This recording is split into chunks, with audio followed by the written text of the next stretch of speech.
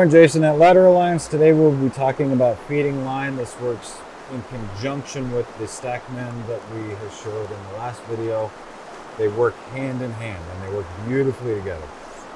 Feeding line is something over my career of guiding most people have struggled with. It's been a constant. Reason being is people wait to feed line until the indicator's already tight. So the key things to take away from this are feed before your indicator gets tight, meaning before it drags, because you'll never catch up once it starts dragging and you've already lost your depth.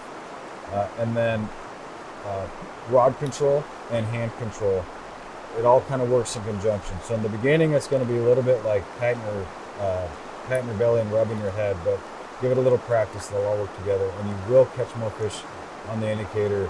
I promise you'll catch more fish on the indicator doing this. The reason we feed line is to extend our drift. A lot of times, like, I can't wade down there, right? It's too deep for me to wade, but I can wade up here and I can feed line to water that I want to fish. It's a really common scenario.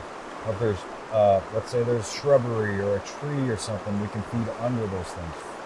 So we extend our drift. And then a positive is if you feed line properly, you are extending your drift at the right depth that's beneficial to you. So every time you cast, the fly hits the surface of the water and it takes time to sink. If you don't extend your drift, the window of positive drift you're getting, meaning the depth that the fish are, is very short. So if you don't feed line, you're going to cast. It takes time for the fly to get down, and then you're maybe going to get 1 or 2 feet of good depth, and then your fly is going to come back up because you're at the end of the drift.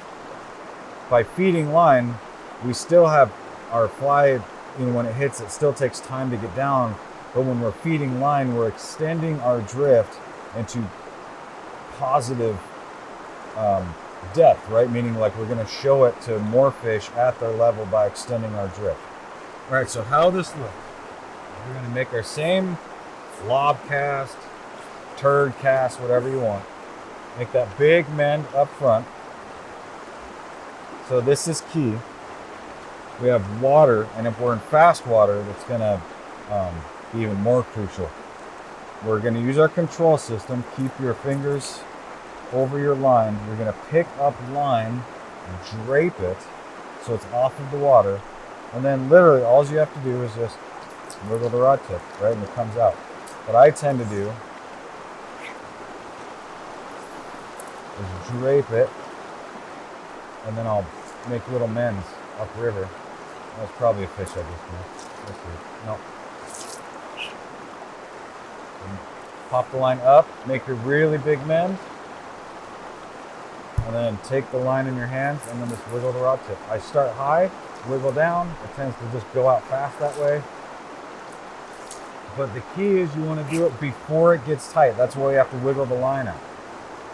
So we've got a little bit of slack. While we have slack in the water, I'm going to take it, and as I drape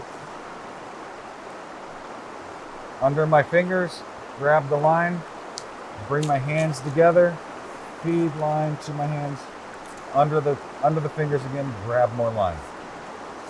As long as you touch your hands together, you should be able to find without looking. Another second key part is your first mend is crucial. If you make a really big mend, you've got all the time in the world to feed line. So there's, you saw the gap of time I wasn't doing anything. If you don't make a big enough mend, you're immediately going to have to, like, especially in fast water, like, find your line and get out there. Meanwhile, your fly's not as deep as it could be. So step 1, cast. Step 2, huge mend. Get all the line and indicator above the fly. Now grab the line, wiggle the rod tip, back. Grab the line, wiggle the rod tip, back. I don't know if that was a fish. I don't know. I missed like 2, I think.